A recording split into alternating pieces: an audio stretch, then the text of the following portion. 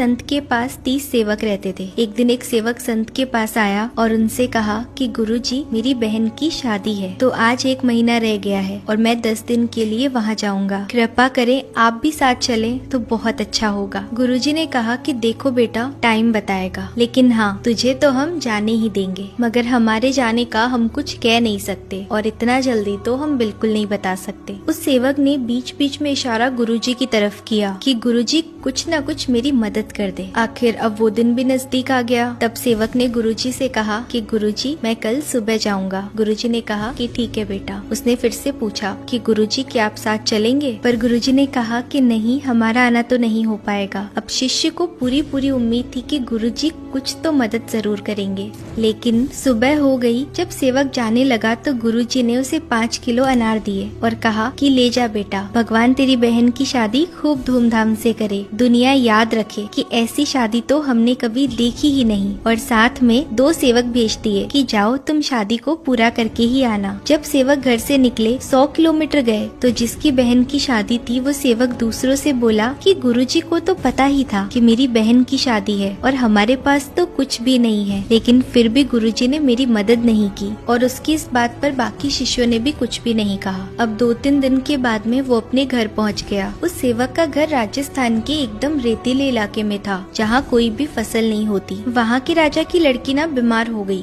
तो वैद्य जी ने राजा से कहा कि इस लड़की को अगर अनार के साथ में ये दवाई दी जाए तो ये बहुत जल्दी ठीक हो जाएगी। अब राजा ने तुरंत ही इसकी मुनादी करवा दी कि अगर किसी के पास में भी अनार है तो वो अनार लाके राजा को दे और राजा उसे बहुत बड़ा इनाम देगा। इधर मुनादी वाले ने आवाज लगाई और आवाज लगाते हुए कहा कि अगर किसी के पास में भी अनार है तो तुरंत राजा के पास में आए, राजा को अनारों की सख्त जरूरत है। जब ये आवाज उन सेवकों के कानों में पड़ी तो वो सेवक उस मुनादी वाले के पास गए और कहा कि हमारे पास में अनार है, चलो राजा जी के पास। वो गए, उन्होंने राजा जी को अनार दे दिए। अनार का जूस निकाला गया और लड़की को दवाई दी गई तो लड़की ठीक ठाक हो गई। अब राजा जी ने पूछा कि तुम कहाँ से आए हो? तो उसने सारी हकीकत बता दी। तब राजा ने कहा कि ठीक है, तुम्हारी बहन की शादी मैं करूँगा। राजा जी ने हुक्म दिया कि ऐसी शादी होनी चाहिए जिसे देखकर लोग ये कहे कि राजा की लड़की की शादी है। सभी बारातियों को सोने चांदी के गहने उपहार में दिए गए। बारात की सेवा तो बहुत अच्छे से हुई ही, साथ ही लड़की को भी बहुत सारा धन दिया गया। लड़की के माँ बाप को बहुत सारी जमीन जायदाद, एक आलीशान घर दिया गया और उसके साथ ही बहुत सारे पैसे भी दिए। लड़की भी खुशी खुशी विदा होकर चली गई। अब सेवक सोचने लगे